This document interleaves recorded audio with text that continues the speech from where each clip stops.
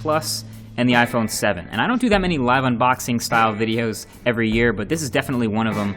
And you'll notice I have the matte black iPhone 7 Plus and the jet black, so the super glossy iPhone 7. So I'm going to take a look at both of these and we'll actually compare them and hopefully get a better idea of which one you might want to get if you're considering one of the two new colors. But yeah, this is the retail box experience, and this is exactly what you're going to get if you buy an iPhone 7. So they're both 256 gig iPhones. Let's go ahead and open the boxes. We'll start with the glossy black. We'll start with the jet black iPhone. You notice it's a black box. If you buy a jet black iPhone, you'll get one of those rare black Apple boxes. And right off the bat, you don't get the phone at the top. You get the Designed by Apple in California paperwork. And then there is the iPhone in all its glossy glory and the plastic on the screen protector.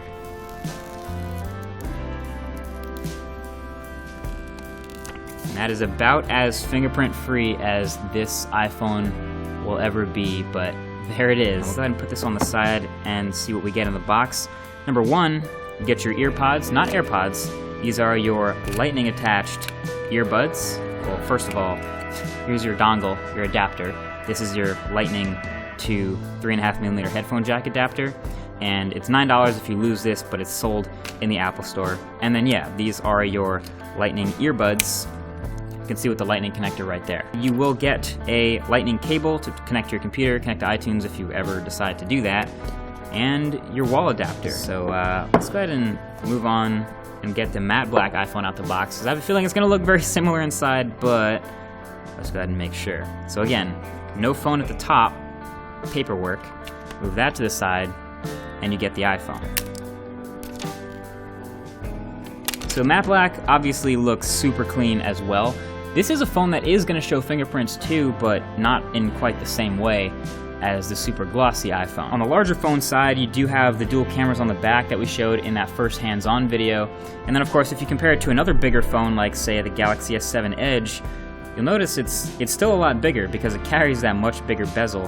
I'm going to actually boot this one up and see what we get as far as iOS 10's first boot. But yeah, it's still carrying a big old forehead, big old chin, the new capacitive home button, and I can confirm that when it's off, it doesn't move at all, which is kind of an interesting sensation. Let's go ahead and boot into iOS 10 and set it up for the first time. I speak English. Hey Siri. Hey Siri. Okay, so this is definitely a new step. It's telling me to meet the new home button. So obviously on the iPhone 7, you have the home button that does not move. It's just a piece of glass and it's pressure sensitive. So when we get started here, we'll be able to choose how much, I guess, pressure feedback or with the Taptic engine will feel when we press it. So 3 is a really firm click response. 2 is a default somewhere in the middle. The whole phone seems to be vibrating still, but it doesn't quite replicate a normal press. And then 1 is really light. That's almost like I don't know if I'm pressing it or not. So I'm gonna go all the way up to 3 so I know when I'm pressing the button. So there we are in iOS 10 on the iPhone 7. And obviously a lot of the stuff you'll see here is exactly the same as it would be on any other phone that's running iOS 10, like my iPhone 6s, but obviously on the new chip, a little bit faster, a little bit smoother, and a little bit more interesting with this new home button setting. A quick run through Geekbench 4 for kicks, since this is the new A10 Fusion chip, and yes, 3 GB of RAM confirmed for the iPhone 7 Plus, and 2 GB for the iPhone 7. But yeah, you can see the final score is pretty great, especially the multi-core, right up there, actually above Snapdragon 820 devices. But yeah, there you have it. That is your first look at the iPhone 7 in your jet black and your matte black, and a good look at the differences between them.